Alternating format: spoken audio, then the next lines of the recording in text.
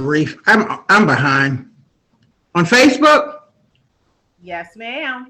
So Okay. I just want to welcome everyone to the Blue Wave conversation this evening. My name is Mary Hayes, and I want to welcome you all to tonight's discussion. This is Women's History Month, and while we are shattering ceilings and breaking down walls, I thought it would be really great to kind of talk about some of the things that we are still going through, even with all of the greatness that we find ourselves in. Just some of the things that we're still dealing with in America. So tonight we have Jamie, Vanessa, and Kim. Say hi to the people. Hey, everybody. And our guest tonight is Lori Carter. And I am going to ask Vanessa to introduce her because she has so much to give us tonight of herself that I think that Vanessa will be best at introducing her friend. So Vanessa, you want to take that over? Absolutely. Hello, everybody. Vanessa Maddox. And it's my pleasure to welcome my dear friend, Lori Carter, to the show. And I'm real bad with years, so you're going to have to tell me, Lori. So several years ago, Right. I was in Fireworks Pizza in Leesburg, Virginia, and with my friend Sophia, and we were having lunch, brunch, whatever we were having. And I kind of looked over to my right, and there were these two ladies there. And I said, "Hey, how y'all doing?" And we just started talking across the way. And we ended up talking the whole time the four of us were there. And we have been friends ever since. Lori is an incredible woman, incredible person. She's been so supportive of everything that I've done. She supported my election to town council, her and her mom. They were always there in the background saying, "Go girl, go girl, go girl." And that's the way it should always be, okay? So Lori is going to come to us tonight with our topic for Women's History Month, and she is beautiful. And so she created something called the Beautiful Movement. So Miss Lori Carter, come to the stage. That was awesome. Thank you so much. Thank you, ladies, for having me. I'm so excited to be on the show. And yes, Vanessa, we've been friends for many years. And it's been my pleasure, and I'm so proud of you. So again, thank you so much for having me on the show. Well, the feeling of pride is very mutual. I don't know if I could do what you do. But I think for me, the best thing that you provide, Lori, is when you share, and you share it raw. You share it raw and uncut. When women are abused and killed by their male partners. Mm-hmm. And you don't hold anything back. You show the photos, you show the bruises, you show the black eyes, you show everything. Mm-hmm. And I like that you do that, but it's hard to see. Mm-hmm. It's very affecting. And a lot of people, not a lot, I've had a couple of people unfollow me because of the reality of domestic violence. I don't want to sugarcoat it because it's nothing to be sugarcoated. When I post these pictures or stories, it's because, I've spoken to the families and they want their information to be shared to show how real it is and show the truth behind what domestic violence really entails. So unfortunately, I do have to share the rawness of it because when I get these pictures and when I speak to the families, these are the things that happen in these situations. So I share it.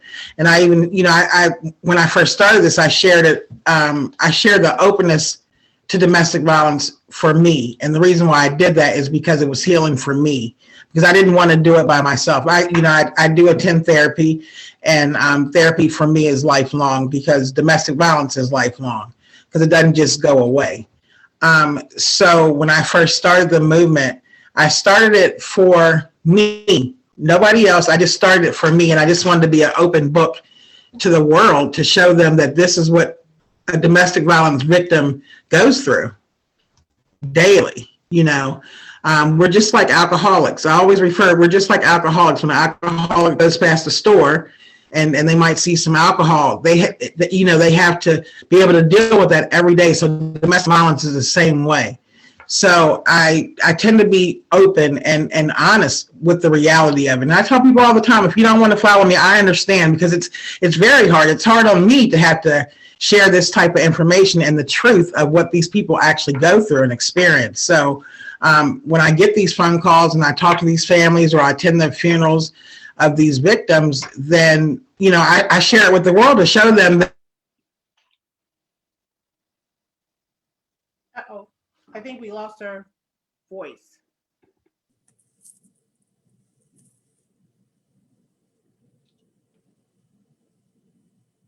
I think we lost her. We lost your sound, Lori.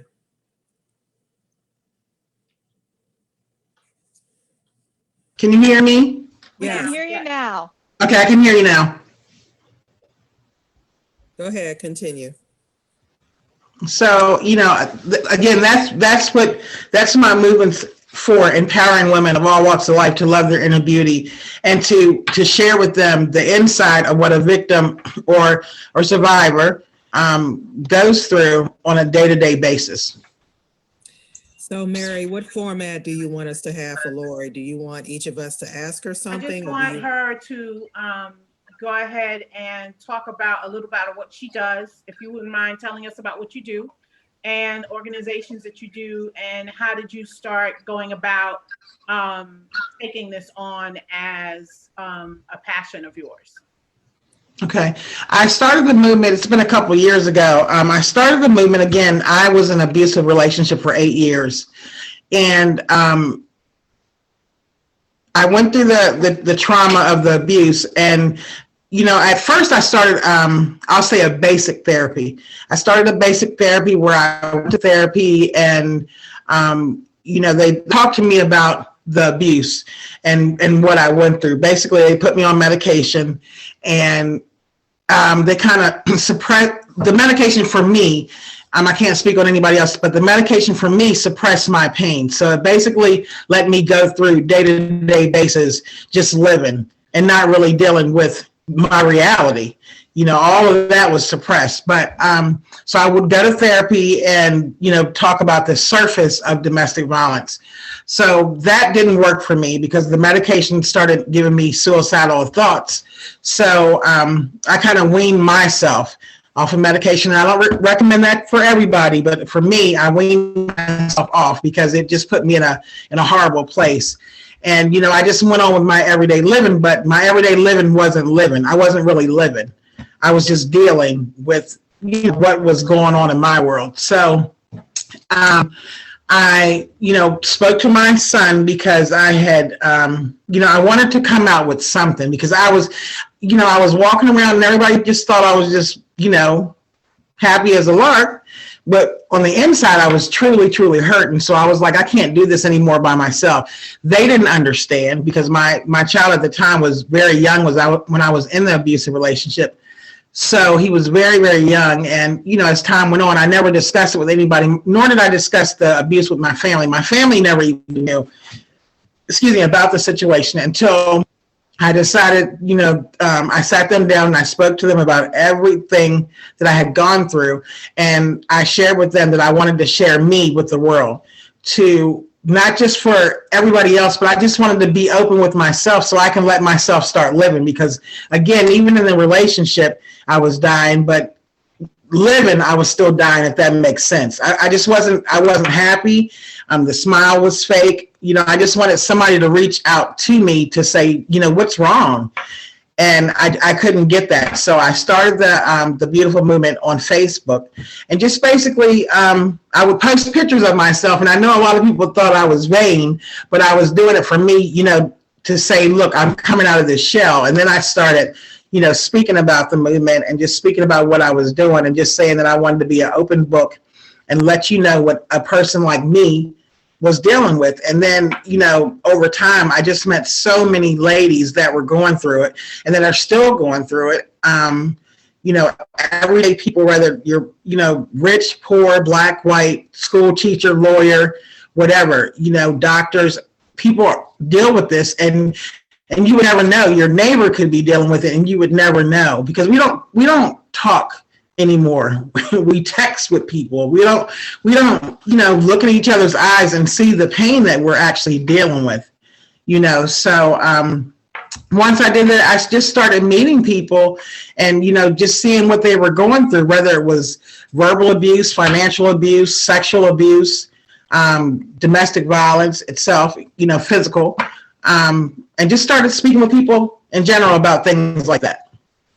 So can I ask, I think one of the important things you talked through there, I think we need to emphasize, is when we say people like you can suffer from domestic violence, what the like you could be anyone, right? Anyone. How do you know which of your friends might be at risk? What should we look for? Honestly, if you have a conversation, if people conversate, you can see, for me, I can feel the pain. Sometimes if you just have a conversation with people and you ask them how their day is, or, what are you going through, or, is there anything, if you just ask somebody, what do you need to, if you need to talk about anything, people tend, especially with me, they tend to open up. They know exactly what I do. But I mean, I could be anywhere and just have a conversation with people, or people will tell you that they're okay. And I just spoke to a lady earlier, and she was like, I don't know what happened. My life has been perfect. I don't know why I got in this domestic violence relationship. And so we just started, for me, I tend to take people back in their past, because if people talk about your past, you'll understand why they're dealing with what they're dealing with.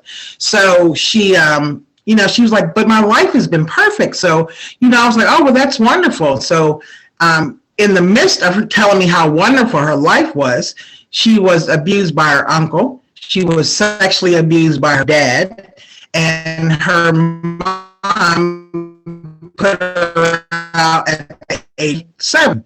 And she had to go live with strangers that her uncle knew, and she was being abused sexually from 7 to 15. But again, she said her life was perfect. So it's things like that people don't understand, that what you've dealt with in the past, whether if you have a relationship, a bad relationship with your family or anything like that, that could be a reason why you're dealing with what you're dealing with. But we don't talk about those things. We don't have conversations about things like that. Like for me, my dad wasn't in my life. So therefore, by my father not being in my life, I was looking for men to fulfill his void. So that's a problem.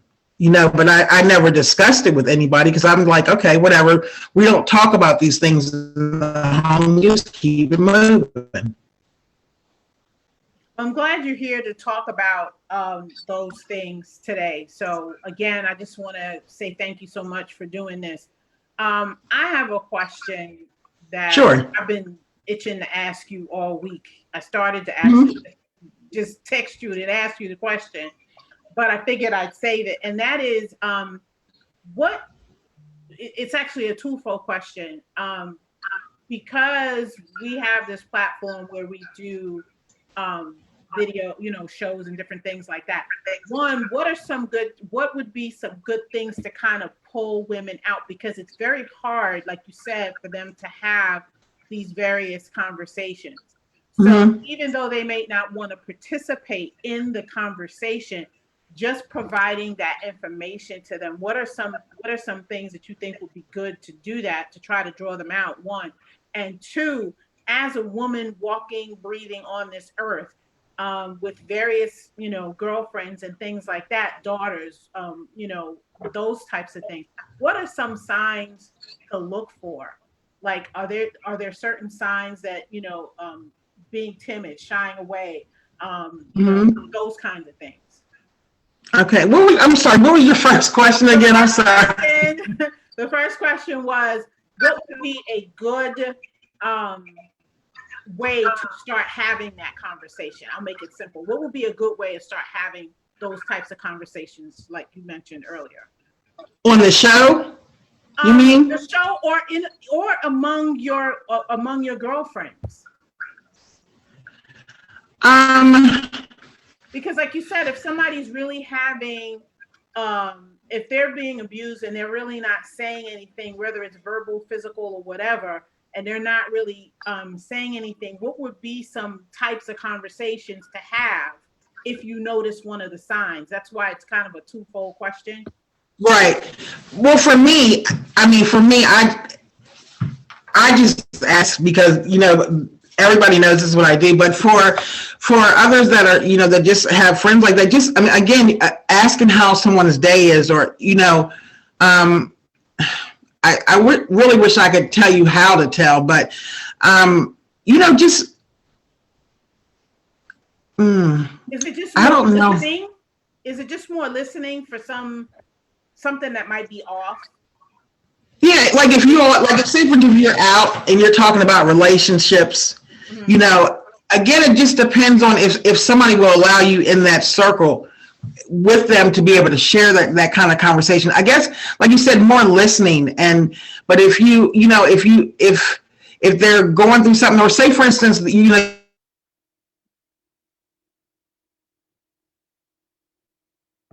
I can't hear you.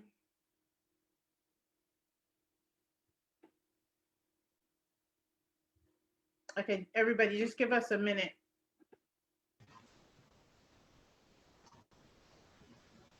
Guess you what? guys, Jerry, can you guys hear me though? I can hear you. Okay. I just want to read some of the comments, if you don't mind. There are people who are glad that we're having this conversation. Mm-hmm. I'm so happy to listen to someone talk about this subject. And then Monica Belton chimed in and said, all girls and boys need this education early and continuously. Sometimes if you ignore the red flags, it's too late. Don't make promises, but let the victim know that there is help. So those are just a little bit of feedback we're getting so far. So that's great.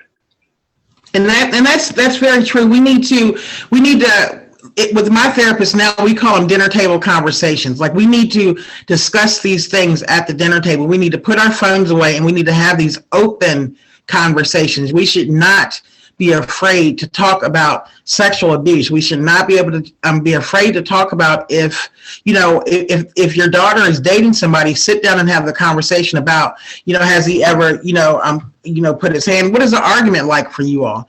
You know, because if he mushes you in your face, young girls, they think that's cute. You know, they think it's cute that, oh, you know, he pushed me. Well, for me, that's a straight up sign. And I wish, you know, back in the day, I had these conversations as well, because, you know, when I met my ex, he told me that he was abused by his mother.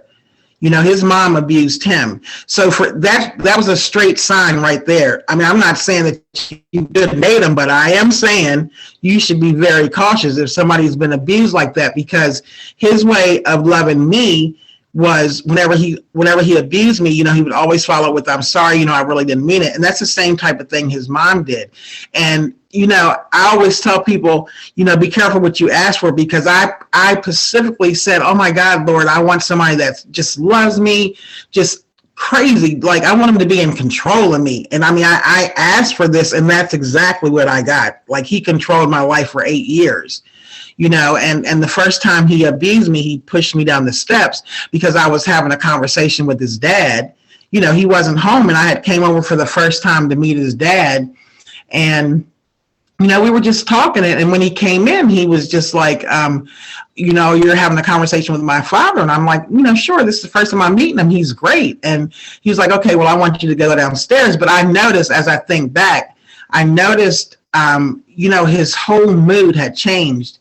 I later found out that he just didn't want me to be associated with anybody, because anybody, whether it was female, male, his aunt, his dad, I was sleeping with them, you know.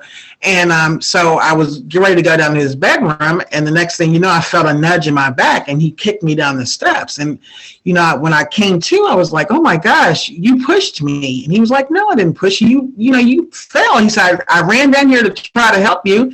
And I was like, no, you pushed me. But then, you know, as time going on with more things that he started doing, the manipulation, I used to question myself all the time. I'm like, oh my God, maybe he really, maybe he didn't do it. Maybe I really did miss the step, or maybe he did, maybe I did fall into, the table when I woke up with the bruise on my face, things like that. So, again, I think open conversations with especially young children today, because there are a lot of teenagers that are going through the same thing and they don't know how to address it because, a lot of times, honestly, teenagers can't talk to their parents. They can't have the conversation with their parents because either we're too busy or we don't know how to address it, or, we just, everything's fine. And so they think, okay, well, everything's fine then. Or they see it in their households. And a lot of times they see it in their households, so that it becomes normal. That's a great place to put a pause, because you have 4 mothers on this panel here. And, I think we all can start throwing in some questions where that's concerned. I know, and I'm going to just say this real quickly. I think that while a lot of people are complaining about the pandemic, this has been a really great time to reconnect with your kids. If you're parenting like you should be parenting, and I'm not trying to disrespect anybody's parenting skills, but this is a really great time to really connect back with your kids. My kids are a lot older, high school and college kids.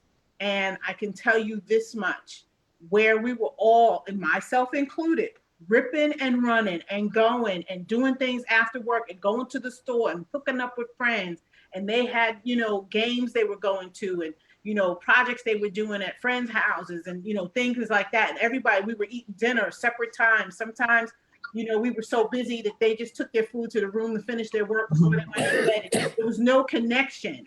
And not saying that we didn't talk, like passing by in the kitchen and stuff while I was cooking, they would stand there and talk before they left and, different things like that. Now we sit down to the table, and we're all sitting there and we're all talking, we're all engaging. I don't know about you ladies, how do you feel? Because I think Lori brought up a really good point about having that time at the table to sit down and talk. Well, I'll chime in real quick. So back in the day, just like Lori said, 2-parent working household, very demanding, stressful jobs, babysitters and nannies and after school programs, and everybody's going like this. We hadn't sat down and ate together in years.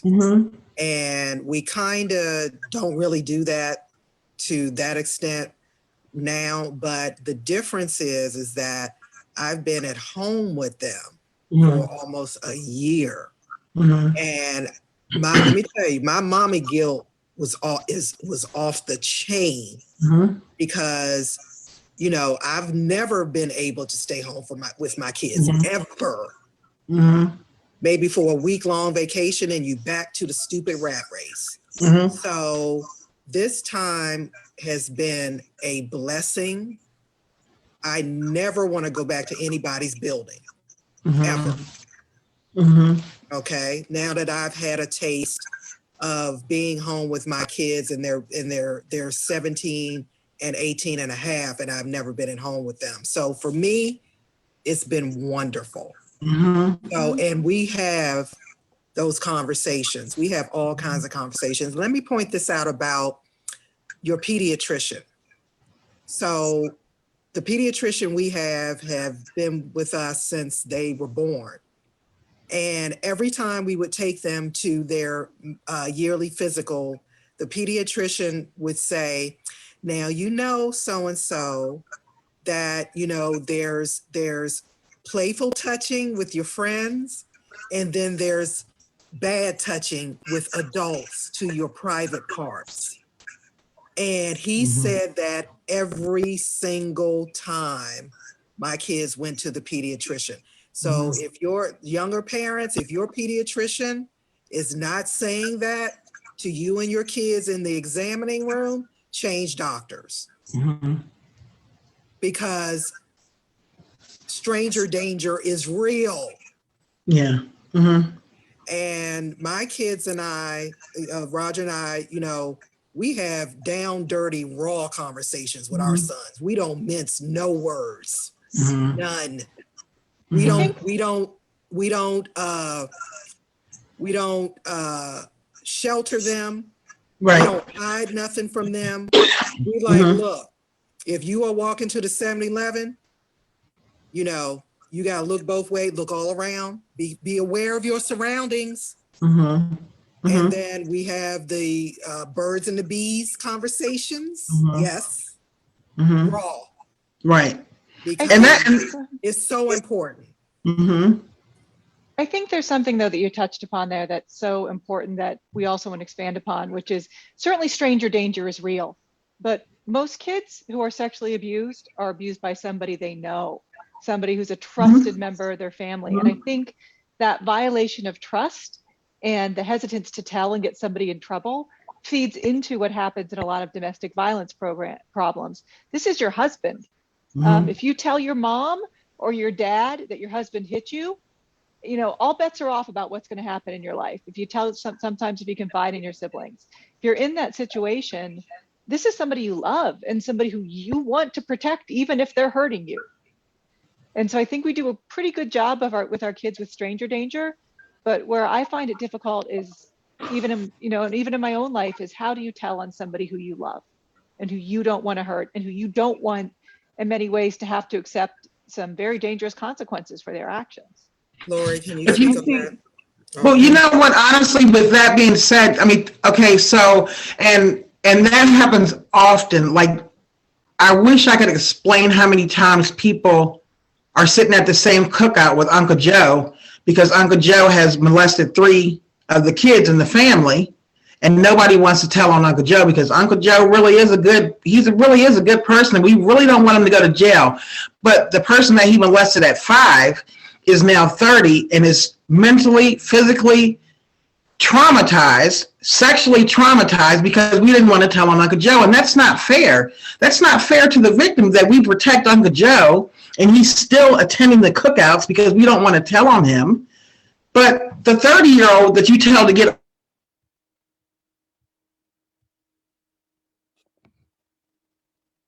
We lost you, Lori.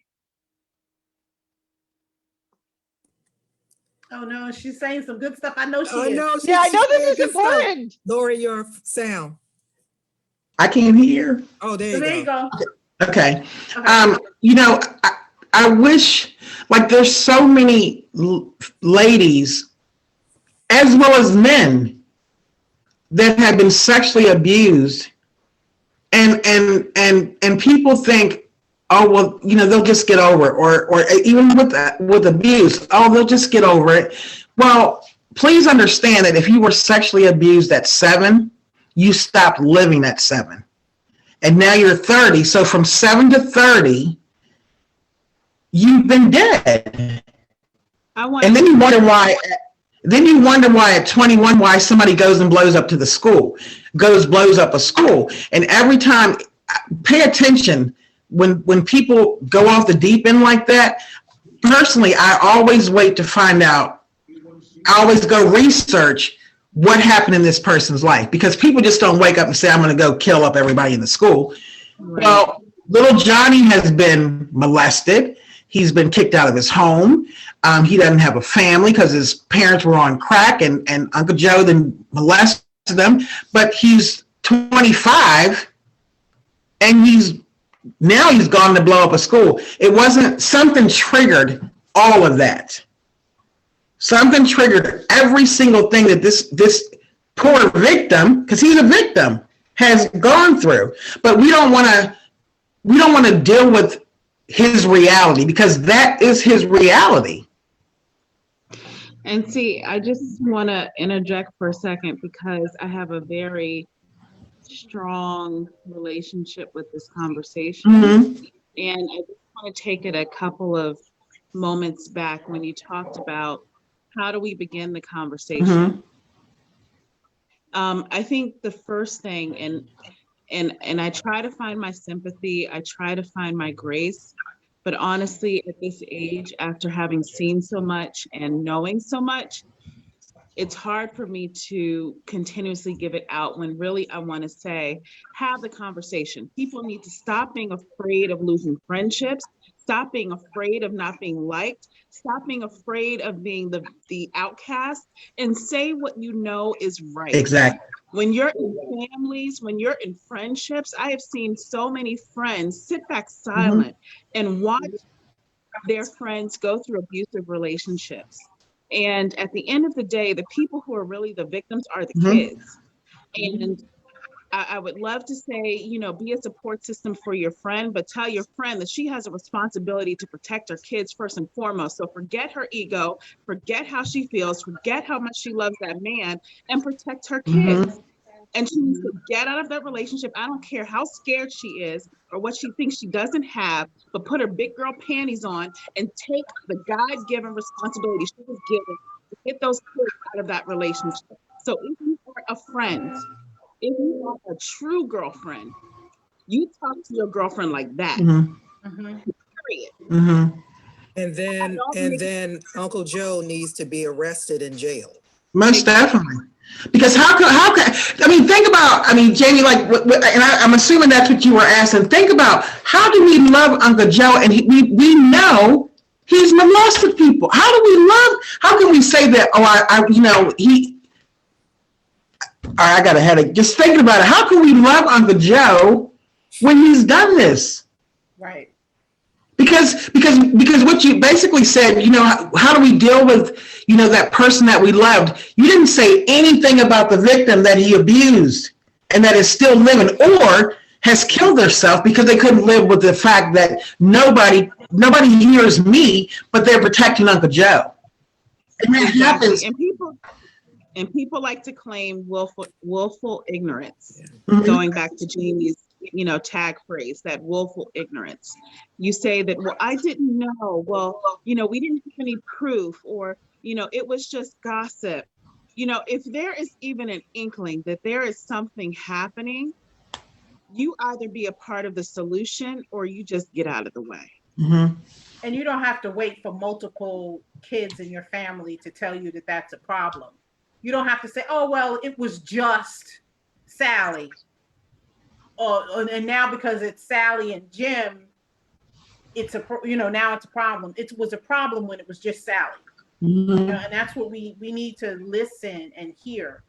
And I think, and that's what happens when people, when they can't go tell somebody a situation that they've gone through, then they clam up. So they have to deal with that all their life because nobody hears me, nobody believes me. You know, I mean, I get it several times that people that family members willingly know, or they even spoke to people, you know, in churches.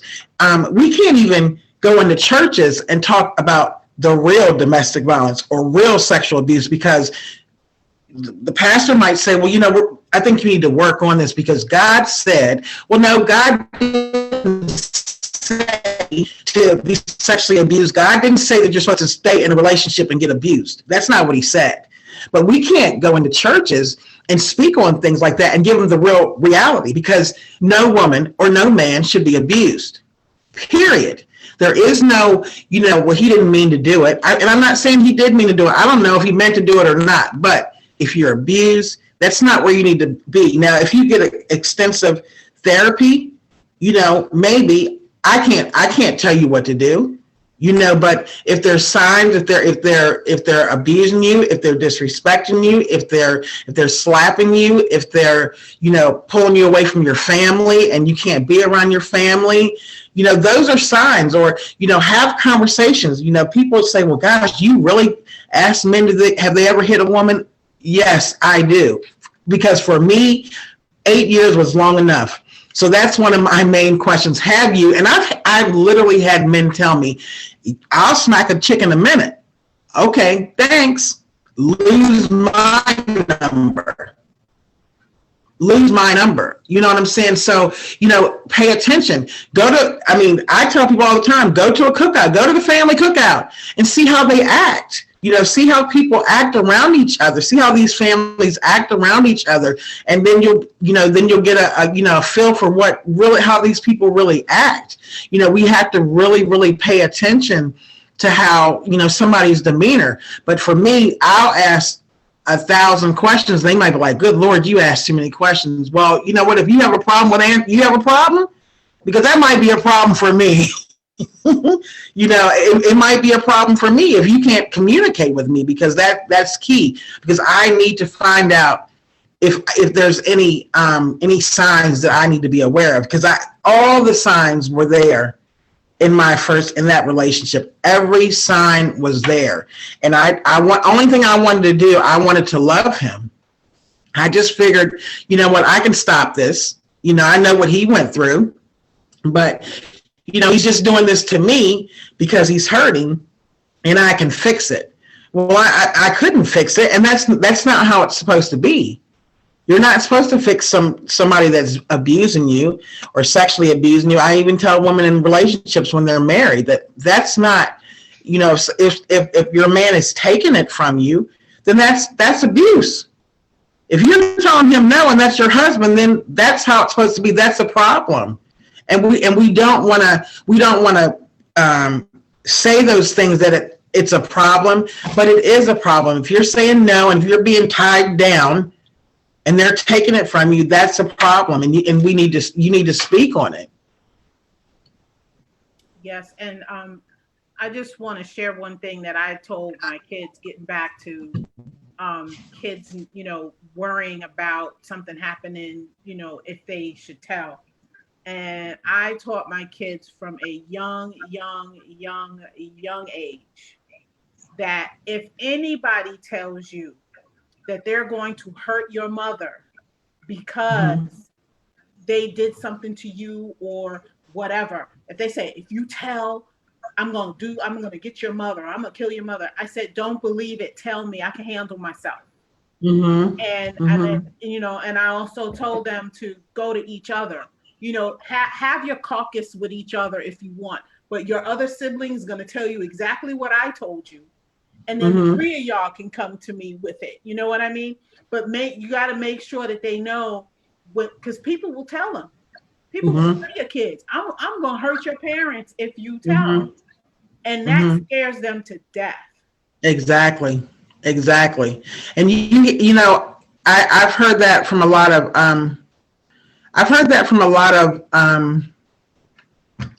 I'll just say this, organizations that,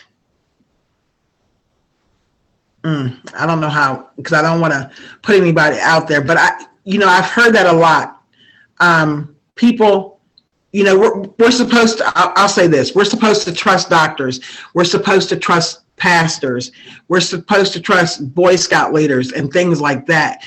And because we as parents tell them, oh, well, you can trust your pastor or you can trust the Boy Scout leader. And being that we're instilling that in them, then if something like that was to happen, we told them that it's okay to trust those people.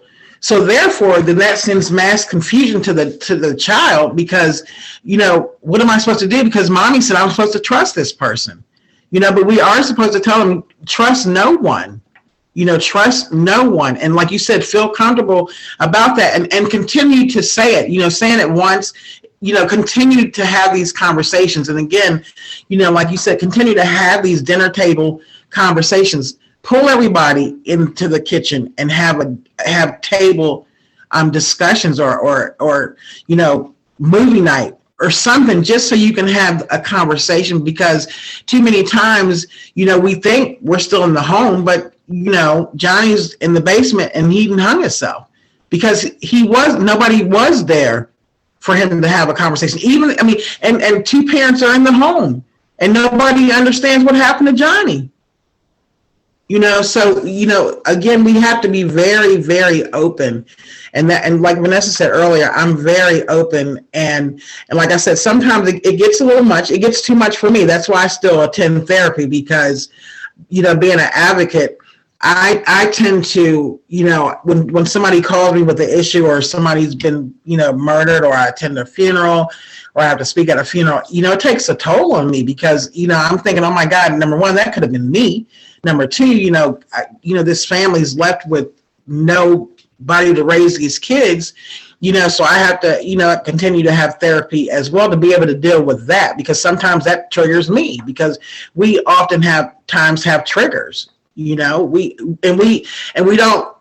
understand. So therapy, it helps us, because not too long ago, I'll say last year, I was walking into work and it was pouring down rain, and a raindrop hit me a certain place on my face.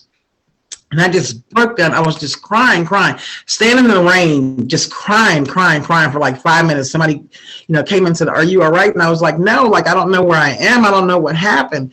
So I get in work and I, get myself together, and, I called my therapist and I was like, "Oh my gosh, I just had this moment and I don't understand where it came from." So, I shared with her what happened, and she said, "Well, remember a while back you had told me that that one day my ex, we were arguing about something and it was raining and he spit in my face, and he told me I better not dare move, and he wanted me to let the spit run down my face." And that's exactly, what I did. And I never cried for it, because I knew if I had cried for it, then I was going to get abused. I was going to get beat. So I never cried. And so that rain reminded me of that spit that was on my face. And I finally actually got a chance to cry for that moment that happened years ago. So, my therapist brought that out of me, and she said, this is why we have therapy all, continuously. Like it's not 6 months in a dosage of medicine. It's lifelong to be able to deal with what you've gone through, because 8 years, whether it's 8 days or 8 years, depends on what you've gone through. It's lifelong. We just don't get over it. So something like that, triggered me, and I didn't know how to handle it. I didn't know what had happened to me, but, being able, like I said, being able to go to her and talk to her, and she reminded me of that moment. Then I was able to deal with it then, and then move on. So now when it rains, I don't have those moments. I'll say that I won't have those moments. So, again, it's communication and being able to talk about what somebody has gone through or what somebody's dealing with. Wow, I'll have was to, powerful. How that one raindrop reminded you of that situation. That's powerful. Mm-hmm. I'll have to be honest with you guys. This subject matter enrages me. Mm-hmm. It enrages me like nothing else, because I witnessed my sister go through this. She's passed on now. And I'll never forget that visual of her ex-husband. They got an argument because he was cheating. Mm-hmm. And she confronted him because she was a very, very strong person. Mm-hmm. She confronted him, and he beat her to an inch of her life, almost killed her. Mm-hmm. And what I'll never forget is that when she came home from the hospital, she was so battered and beaten and bruised that my father, we lived in a tall row house in DC. Mm-hmm. My father had to carry her up 3 flights of steps because she could not walk. And I remember him bringing her down the long hallway to the end of the hallway, right by the bathroom. And he had to physically put her in the bed. Mm-hmm. And her ex got nothing. As a matter of fact, he sued her for alimony. Mm-hmm. And he's still alive. And I tell you, if I ever see him on a street corner, okay? You'll shake his hand and be very pleasant, because we're not saying I will anything. not. No, I will not. We're not giving any future No. evidence. This If becomes I premeditated ever, no, at this point. all I'm gonna say is that Mary better get some bail money, because if I ever catch It him was on a the street corner, psychotic break. It was not planned. You've never thought a bad thing about that man in your life. You don't know what happened. Yes, I have. Yes, I have. Let's keep it real. Let's keep it 100. I'm But sorry, I'm Jen, telling you all, I'm take an I'm L sharing on this one. story to say Mm-hmm. that domestic violence isn't always long-term. No, it's not. It can happen one time, Mm-hmm. like it did to my sister, and she could almost die, Mm-hmm. right? Mm-hmm. So it comes in many forms, right, Lori? It does.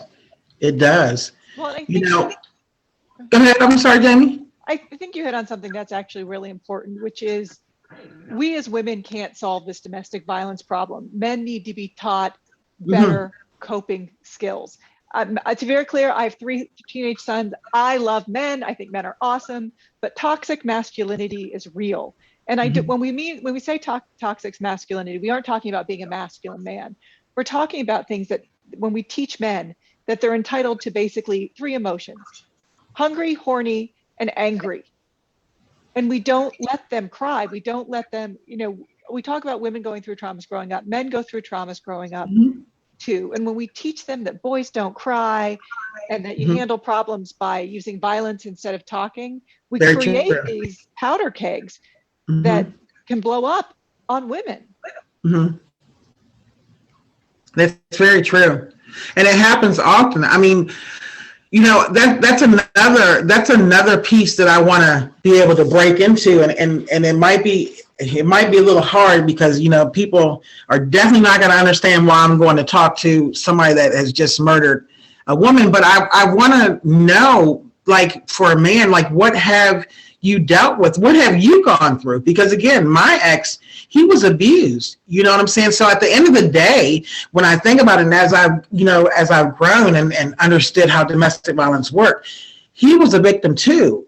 So it's unfortunate for him, even though I don't give him no passes, but he was a victim just as well as I was, because that when I had to stop dating for a minute, I had to stop because then I wanted to be angry. First thing I would do if somebody came out of their face wrong, I was going to attack them because you're not getting me. And they're like, what are you doing? And I'm like, you raised your voice. I know what this is about. So my reaction was, I'm going to go get you. And they were like, look, I'm not trying to hurt you. But so I had to pull out of being in the relationships and fix that, because what happens when I become abuser? You know what I'm saying? Regardless, I'm still a woman, doesn't matter, but I can't be going around beating people either, so I had to fix that and be able to control my anger or stop thinking that everybody was going to hurt me. If they did raise their voice, that didn't mean that they're going to hit me, or that didn't mean they're going to put me in the closet. We're just having a heated conversation. So I had to learn how to have a heated conversation and understand that, the person's not going to hit me. Am I still on guard sometimes? Of course, because I never know how somebody's coming at me. But like I said, one day I want to tackle that. I do want to go and speak to men that have dealt with these issues or that are abusers and see what made them so angry. But Jamie said something really important, because men have to carry the stigma of, like you said, they're not allowed to cry, or they're not allowed to show their emotions, and then eventually it just explodes on them, and then they get put in situations. Or have some men that their moms weren't there for them, what I'm saying, so they don't know how to love a woman, or they don't know how to treat them. And I try to have sympathy again in that respect, but I think in some level there's personal responsibility on both sides of the coin, both for the man and the woman. I think we all have experienced some level of trauma, but as we grow, it's our responsibility to become, a better human being, and to try to resolve that for the people that are going to be a part of our life in that next chapter. I'm human. I've had things that I definitely struggled with, from my youth. But in becoming a mother, I had a responsibility to approach those things and to solve them and deal with them, to not repeat those same ills of the generations before. I hold men to that same standard, as well as I hold women to that same standard. I think, definitely I accommodate you for compliment you for how you have resolved your situation. There's also some women, though, that repeat it because they now relate love to this type of relationship, or they don't feel comfortable or useful unless they are the person who's dealing with an abusive husband or an abusive spouse. And so, you know, we have to also charge them with that personal accountability to identify how they are attracting these types of situations or entering these situations. I mean, there was this movie that came out, you know, years ago, I think it was called The Four Daughters or Four Sisters, or what was it called? It was an Iyanla Vanzant movie, I think, or Terry, The Four Sisters. But anyway, Janet Jackson was in it, and there was an abusive relationship, and the father ended up murdering the children in the relationship. And it was a very traumatic scene. You know, anybody watching this would have a natural response of trauma. And for me, it was too much to watch without having the resolve of the mother having the personal accountability of how she put her children in that situation and kept them in that situation. And then this is the outcome. So yes, the father was, of course, wrong for what he did, and he should have gone to jail like he should have. But as a woman, what accountability do we have to say, how are we entering these relationships and keeping ourselves in these relationships, as well as the children that are coming along with us? So to your point of, yes, men have gone through trauma, I think that they still have a responsibility to deal and identify that trauma, to resolve it, to become a more functional human being. With you saying that, let me ask you that. And I do agree with you. I really do, because I did it. You know what I'm saying? I had to remove myself and honestly rebuild myself. And that meant, yes, I'm going to spend the money to put me in therapy. Yes, I'm going to deal with this every single day. So I did it. But I want you to, with that being said, I want you to truly think about this. And I use this all the time. I want all you all to think about this. A 7-year-old that has been, I'll use a male, for example, a 7-year-old that has been sexually abused, let's say from 7 to 13 or 14. Family might have known, might not have. 15, he starts, you know, going on with his life. The person has gone on about his business. From 7 again to 14, the person has been sexually abused, a male. How does one say that I need to fix myself?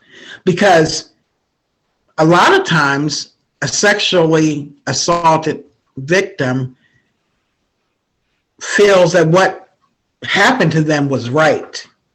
You know what I'm saying? So where is the where is the normalcy? Where is the accountability? You understand what I'm saying? So, you know, again, from that time frame, their whole, that life has been taken away from them. So 15 and 30, now they get with a woman, you know, have a relationship or whatever. How do you expect them to be normal? Or where is the accountability in that? You know what I'm saying? Like who told them that you needed to fix yourself? Because the way the world is today, sometimes people seem like that stuff is normal. Like, because it's happened in so many households. Yeah. You know what I'm saying? That people have, they just, again, thrown it underneath the rug. You know what I'm saying? So that's why it's kind of hard for me sometimes to really understand a person should have taken accountability, because again, at 30, and again, from 7 to 30 now, they dealt with all this stuff, this little hidden secret. And then, like, say at 30, this woman, the last resort, and the last woman that they thought they were attempting to love, now they're leaving. So they snap. Well, You know what I'm saying? yeah, I think the word normal is fluid, first of all. I think that, in this world, there really is no gauge for what is quote unquote normal. I think that every person, honestly, to some respect, is experiencing some level of trauma. That's just the world we live in. Most definitely. And it changes depending on your household. There's so many different variations.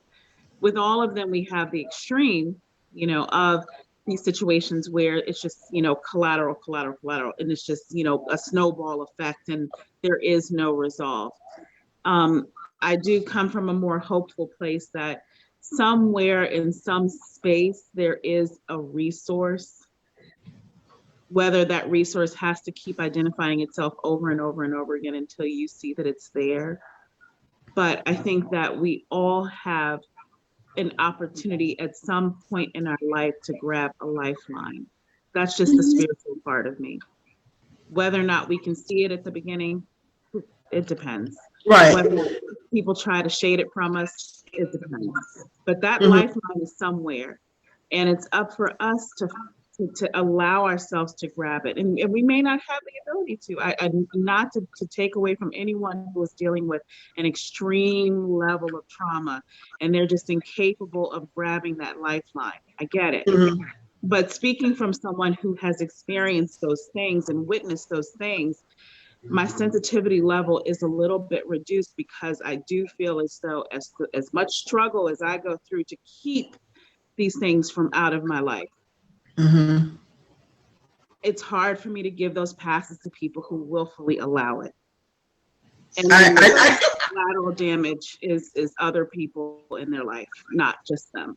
So not saying we should give people a pass because people are responsible for their own choices. But Lori, I don't know about you, but the other four of us on this live stream, we all have sons. And we have to deal with the reality that men are discouraged actively from seeking out therapy. It's not seen as something that's manly. So, and I will say I have someone who I love in my life who was molested as a child. And he told his mother, and his mother didn't believe him. It was his mother's boyfriend. And that man is now a registered sex offender. And he, the person is really messed up by this because he feels accountability for the children after him who were molested, even though he was a child, and he told his mother he did what he was supposed to do. And this bled into some really bad situations later because he had no way of controlling anger and no way of controlling anything. And then there was another stressor was added. He went to war and it came back a different person. But the trauma wasn't just the war. The broken piece was this terrible thing happened to him as a child. And we don't teach men to go into therapy. Men's suicide rate is significantly higher than women's. Women go to therapy. We go and we take psych meds when we need them. We're taught to practice self-care, both as individuals and as a group, like this group of women meeting together, talking through these problems. And men are discouraged from doing either of those things. So how do we raise our sons to have these capabilities, to make sure that these are arrows in our sons' quills? How do we help our sons? Communication. I mean, take them to, I know for me, like, and it was hard, but a couple times I shared my therapy sessions with my son so he could know exactly what I was going through because, it's very, very hard. And that's one thing that I didn't want in my son's, with his father, to be, I wanted him to have his own opinion. I didn't want him to, because you were abusive to my mom, this, that, and the other. I wanted him to form his own opinion. I wanted him to, if they could have a relationship, I wanted them to have a relationship, but I wanted him to understand what I was going through and what I was dealing through. And when I have outbursts or when I have, when I'm going through an emotional trigger or something, I wanted him to be able to understand. So, again, I shared that with him. Now, everything that I speak about, or I'm in the process of writing a book, he probably won't read it because he doesn't want to know everything. He just doesn't want to know everything. And before I started the movement, I asked him, look, I want to be able to share me with the world because I want to heal. I'm tired of living in a way that, society wants us to hush it and be quiet about it. I want to be able to share this with the world. Do you have a problem with me sharing it? And if you do, I won't do it, or I'll do it in a way where I won't be as open. And he was like, Mom, if it's okay, however it's going to help you, then I want you to do it. So that's what I did. But, I just think that we should communicate with our boys, and we should, make sure that we're ask them, do they need to go to therapy? Or do they need, assistance with something? I mean, that's okay to do. And another thing, I think Kimberly had spoke up, and I can't remember what you said, but I also want to say this. A lot of people think that common sense is common, and it's not. It's just not. Common sense is not common. Because I may think, Vanessa, well, oh my God, come on, girl, it's common sense. Your common sense might be totally different than mine. So again, it never has been common ever in no, life. it really hasn't, So again, and then that's how conversations can go too, because I'll ask, well, what does your common sense mean? And I can explain, well, this is how my common sense, and we're on two different levels, so common sense isn't common for everybody. It's not. It's not. It really is not. It's not. I'll give you several situations this week alone. That's a nod. She know. Wow. You ladies have any other questions that you want to make comments on, or questions for Lori? Well, I think Lori, I definitely, like I said, I commend you for not only taking a hold of your personal situation, but being humble enough to share it with other people to help them work through the situation. And they may not ever come forward, but you never know, someone who just heard your story may have gotten the help that they needed to take a step that they hadn't taken before. I always tell the women in my life that go through, these horrific experiences that, sometimes, and I try to light step it, not to say that you were chosen, but there's a reason we go through certain things, and it's not for it to stop with us, but to pass through. Most definitely. And the way to make sense of the experience and to serve the true purpose is to pass the lesson on. So I think that all of us probably are anxiously awaiting your book. And so I congratulate you on taking that step, but I commend you more so, for your willingness to allow your experience to help others. Thank you so much. That means a lot. I couldn't do it with, I couldn't do it without the likes of, platforms like this. And we need to continue to have these platforms and have, just friendships like this that we can share this with, because any one of you ladies could be going through it just like me, and you might not ever want to share it, but, at this point you might want to share what you've gone through. So, again, thank you guys so much for giving me this platform to be able to share. And, I'm going to continue to do it because, again, like I said, I like you said, I felt as well that, I went through this situation and God didn't want me to be quiet about it. So I'm going to share it, and I'm going to continue to share it. And I'm going to share, like Vanessa said, I'm going to be raw with it and give it to them, the way it needs to be told. So again, I thank you for that. Straight no chaser. That's my motto. Most definitely. So Lori, can you tell us the name of your new book, or are you not announcing it yet? I don't know it myself. I'm working on it. I don't know it myself. It hadn't came to me yet, but I'm at a point where I'm kind of stuck on it because I'm getting to the meat of the book. So, I took a break from it for a minute because it, it just brought up a lot of pain again. And again, I'm human and I have triggers, and, I just got stuck. So I gave myself, the rest of the month to deal with this, and then I'm going to start back up again. So prayerfully soon it'll be finished. But again, like I said, it just brought up some triggers for me, and I just didn't want to deal with that. So I just took a moment, but it'll be coming soon. Well, I've been stuck writing my book for 6 years, and it's not even about this subject matter. So, give yourself some grace. Right. Well, Lori, one of the things I know of you from Facebook. Mhm. I've never had the pleasure of meeting you until tonight. But I've seen you pop up and you call people queens and everything. Yeah, I love that. So I love that. uplifting. I had a conversation Thank you. with Lisa today, and she was talking about, we were talking about you and how that just made her feel different too. And so, I want to, I've always had really, really great people on here. And if there is anything that we could do to help you in your movement, please let us know. If you need a platform to share anything that you're working on, trying to get legislation passed, whatever it is, I want you to know that you have a place here for that, okay? And Thank when you. that book comes out, we want to do your online launch party. I'm putting Absolutely. Oh, thank you so much.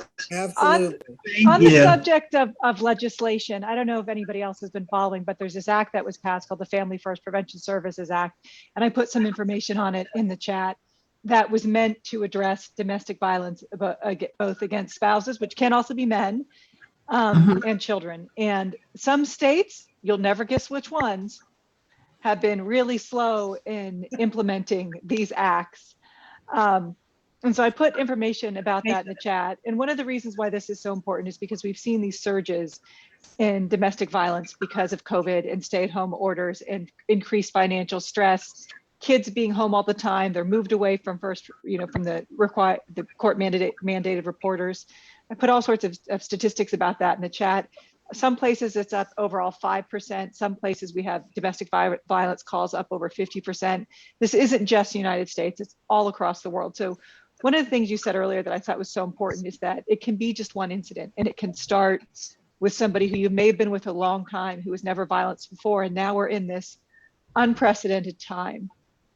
What can we do during this pandemic for women who are stuck out there? Because I mean, I would feel maybe like I don't have any place to go because of the stay-at-home order and wanting to be COVID safe and needing to protect my kids. I mean, we're in an unprecedented time, and for a lot of people, it might be their first experience with domestic violence. And so it's sort of a double whammy of, you could be maybe newly unemployed that they weren't before.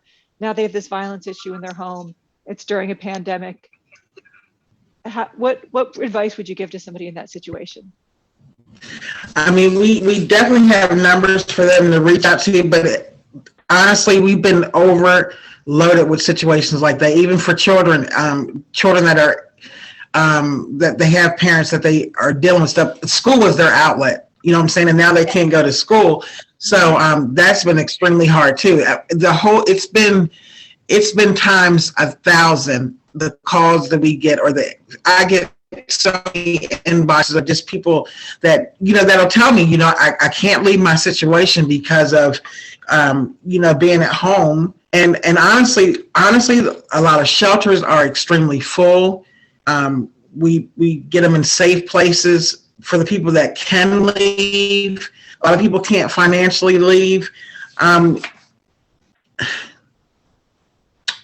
don't know. I really wish I had an answer for you, but it's been absolutely out of control with people being stuck at home. And a lot of them, they have to be, first of all, they have to be willing to leave.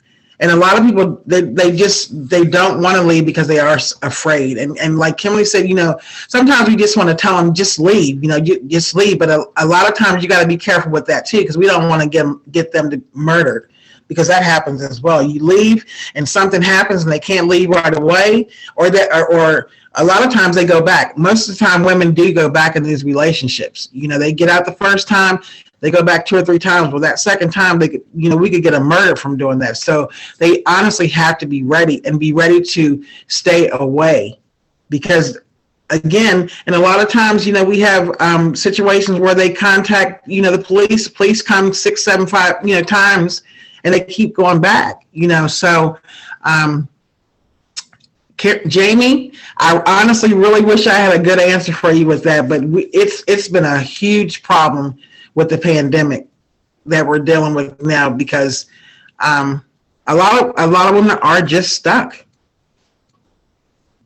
A lot of women are just stuck, and they're just afraid. They want to conversate, they want to talk, but they just don't want to leave it. And I'll never force a woman to leave, or because we all want to say, well, just go ahead and leave.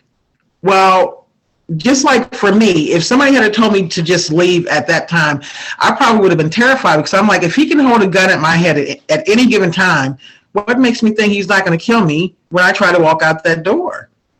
So I'll say this, Jamie, they have to plan for their escape. They have to plan. Planning is huge. They have to plan. They have to maybe start, putting paperwork aside, their insurance cards, or saving a little money, in a certain area that he might not go into, make a list. If you can't take all your insurance cards or things like that, make a list of important numbers, make a list of, when you do leave, that you're going to go a different route, because a lot of these men, they have trackers on these women's phones. You know what I'm saying? Make sure you get a burner. Or on your car. They can put them on your car. Yes. Keylogger on your computer. Mm-hmm. Yeah, even as being an advocate, I didn't know some of the things that men or women, because women abuse as well. Some of the tracking devices that are out here, that I was like, good Lord, I didn't know people actually do that. But I have people that I talk to all the time. If they're in the store, they can't stay in the store longer than 5 minutes, because if not, then their abuser's outside at the window, ready to abuse them right there. You know what I'm saying? So they just have to get a really, really good plan. And again, that's like, getting your insurance cards. And if you have a good friend, not a mutual friend, but a good friend of yours, or a family member that you can confide in, let them know your plan. But again, I don't advise anybody that has a mutual friend to share that personal information with them, because you just never know. Well, and I think that one of the things I've seen is that we have this vision of what abusers are going to look like. And sometimes they can be the most charming people, and they're nice to everybody else. And then people tend to not believe that it's as bad as you say until you're in the ER with broken bones. But he's so nice and charming. Well, he's so charming because has a narcissistic personality disorder. And I think that that's something where to your point about mutual friends is, sometimes even in the face of overwhelming evidence, we as women don't believe other women, because we don't want to think it could happen to us. And, oh, he's so nice, or whatever our excuses are. And I think the one thing we can do is believe other women, be there for other women. Mm-hmm. Yeah. You would be surprised. We're in Loudoun County. I really wish you would know how many people are in abusive relationships that you would never think that, oh, it's Dr.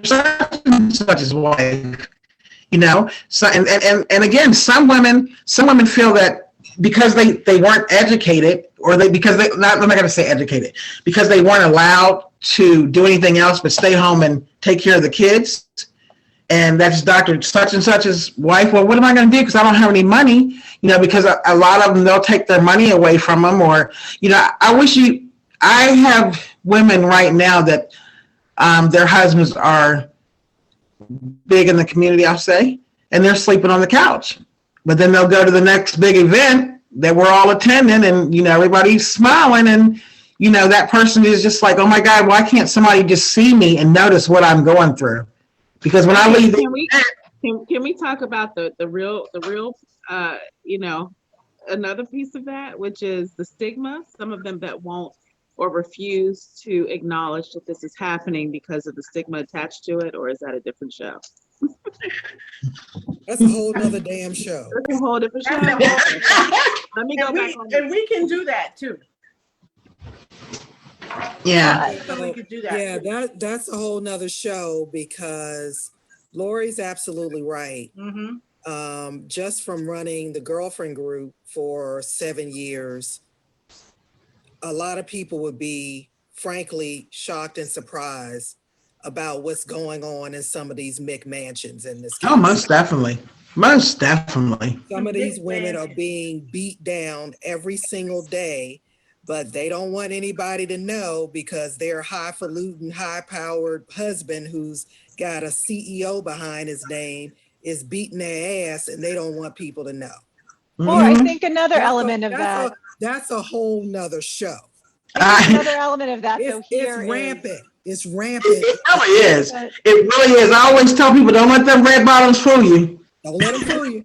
Well, I think Oh. another element of that though here, at least that I've seen, is we have a lot of husbands and abusive spouses who work for one of the three letters. And somehow miraculously all those charges just disappear. And so I do think there can be, we like to think the court system is fair, but things I've seen firsthand and can attest to in Loudoun is we have people who work for three letters who their three letters will swoop in because they need them. And if there's a conviction, it'll impact security clearances. And that also puts women at risk too, because if your husband loses their security clearance, then they don't have a job, then they're home all day, and what the hell's going to happen to you? And the other thing I think is worth talking about, if they're a different show, is at least in Loudoun, you can have a permanent restraining order against your abuser, and that person can still get partial custody of the kids. And the bar to get a permanent restraining order in Loudoun is really high. You pretty much have to have absolute proof the person was in a position where they could have killed you, and we're actively trying. And then, because unless there was direct violence against your children, they can still get unsupervised visitation, which is a huge weapon that abusive parent can use against the other parent to say, I got your kids. I'm not, Well, the other thing is we cannot forget about verbal abuse and Most emotional definitely. abuse. Sometimes those two forms of abuse are worse than him hitting you. Most definitely. Because, and verbal abuse comes from other family members too that don't want to believe you, right? Most definitely. Can you repeat that? I have a friend that I I grew up didn't with. hear you, Vanessa. Oh, Can you repeat that? Hold on, let me turn this up. No, I'm being facetious. I need you to repeat that just for the people in the back. louder for the people in the back. The people in the back left on by the door couldn't hear you. I Yeah. was like, let me turn up my volume. No. No, but, It's fine. Anyway. No, but I'll say it again. It was traffic in the back. I'll say it again, is that emotional and verbal abuse is sometimes worse and more traumatic than somebody hitting you. Most definitely. Right? It is true. Because it's invisible, all right? But what we got to remember is abuse domestically comes in a lot of forms, like we said before. So someone could be verbally abusing you for 10 years. Mhm. And you decide, well, I'm going to leave, but I'm going to go tell the cops you've been verbally abusing me for 10 years. And you go to some of these law enforcement agencies and they look at you like you a freaking fool. Ma'am, what are you talking about, ma'am? Right. We Right. don't see any bruises on you, ma'am. So take your little happy butt back home and call us when he hits you. I Right. think Right, another Laura? form, Right, think it- Lori? That's very true. Call us when he hits you, ma'am. actually don't call us when he hits you, is the way many county sheriffs. So I don't have any faith in any institution of law or the courts where it comes to women. I just Mhm. don't. Because they definitely do want you to bring proof. And I hope all of y'all law enforcement people are listening because y'all need to do better.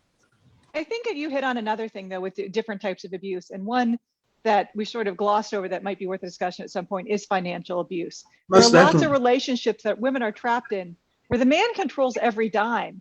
And how do you come up with a plan to leave if you can't come up with $20?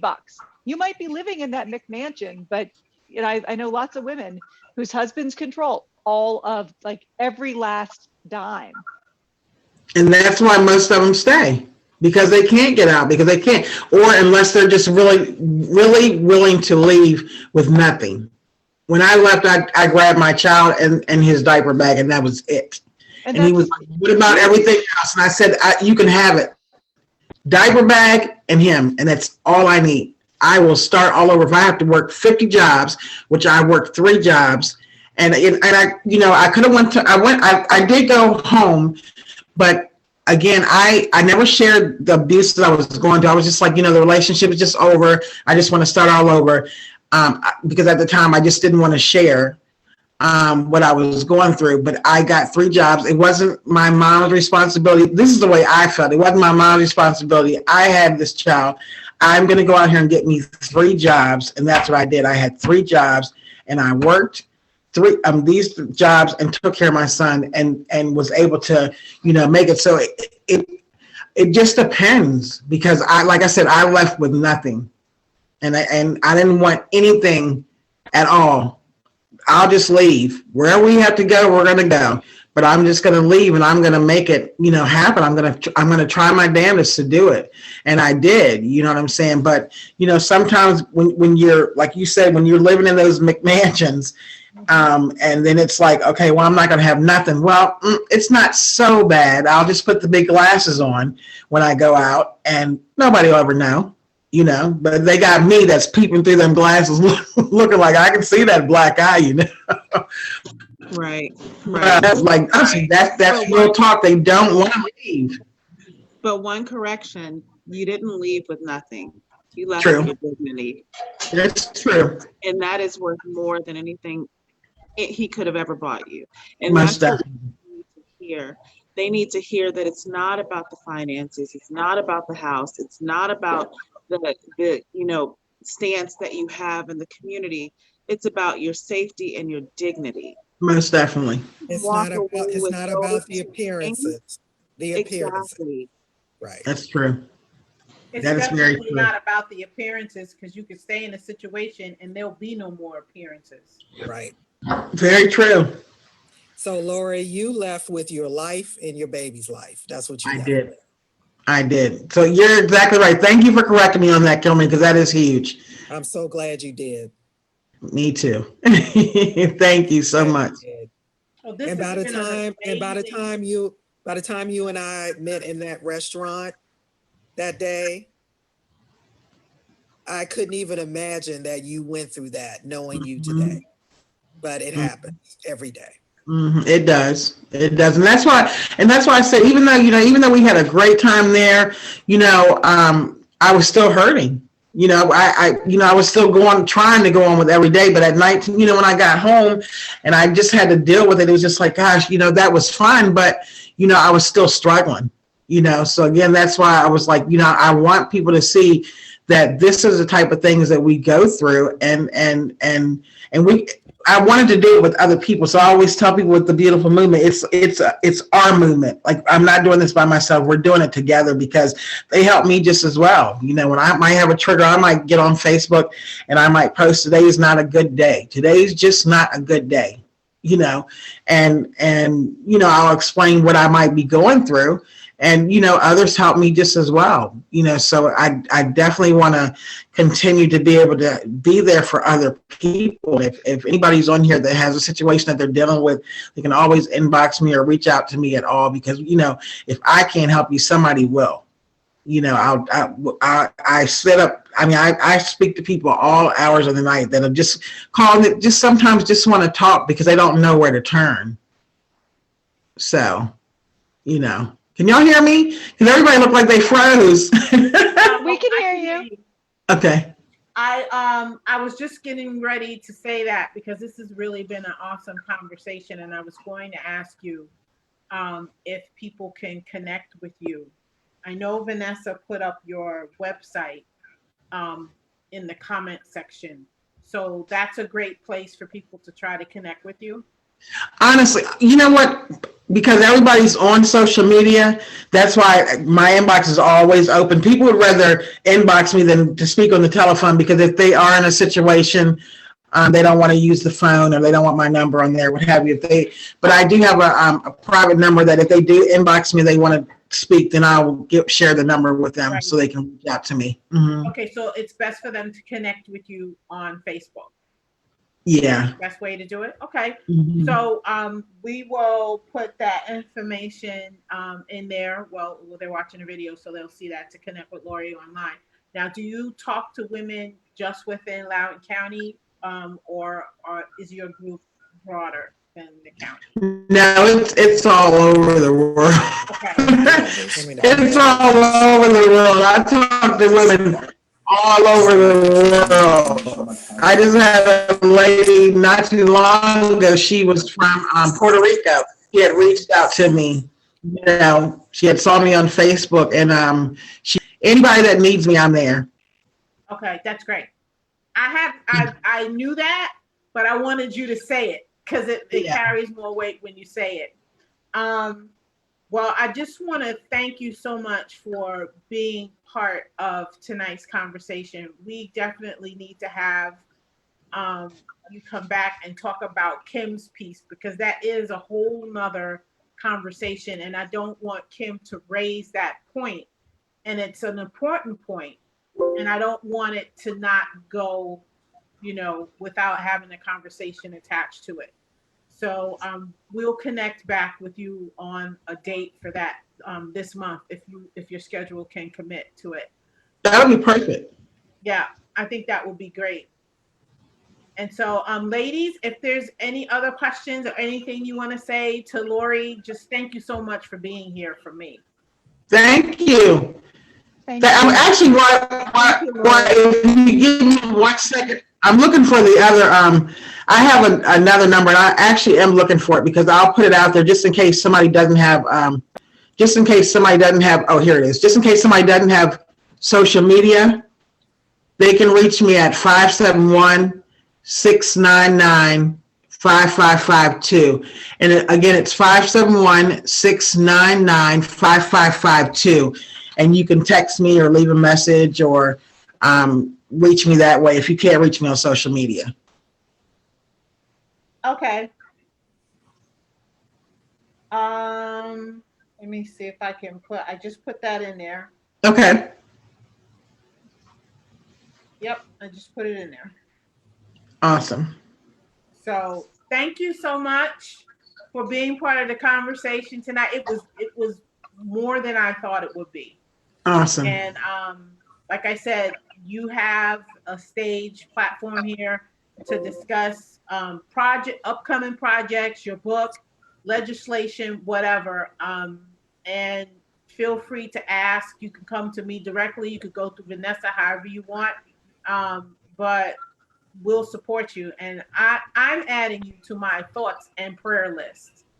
And Thank you. I'm saying thoughts and prayers because I have more thoughts during the day than I can pray during the day. So whenever you skip across my mind, I told Vanessa that one day. I said, you just skipped across my mind. That's an important thing. Right.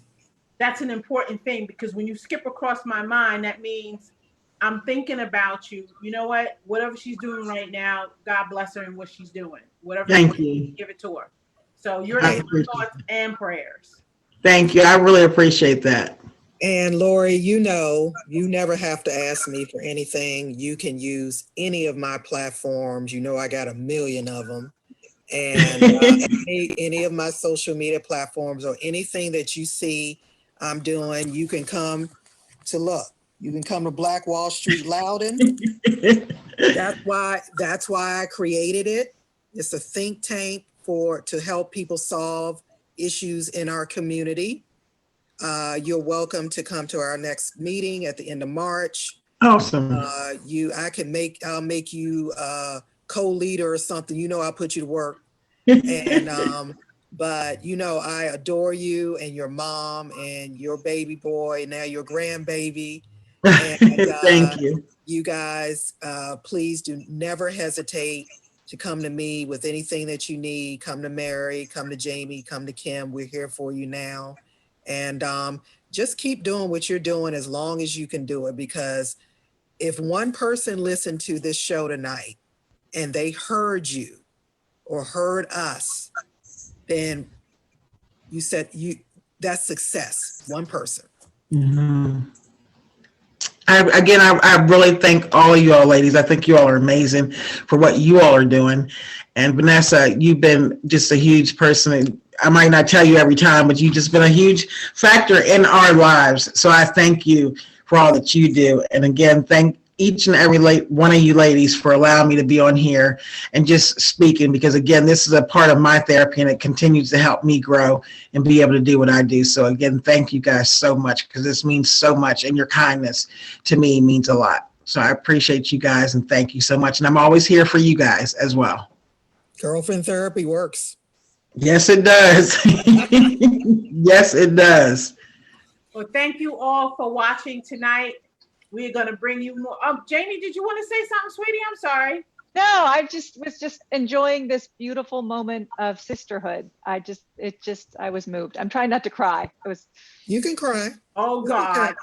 This is a conversation. You can cry, sweetie. You Remember? can cry, Jamie. I paid way too much for these eyelash extensions to cry.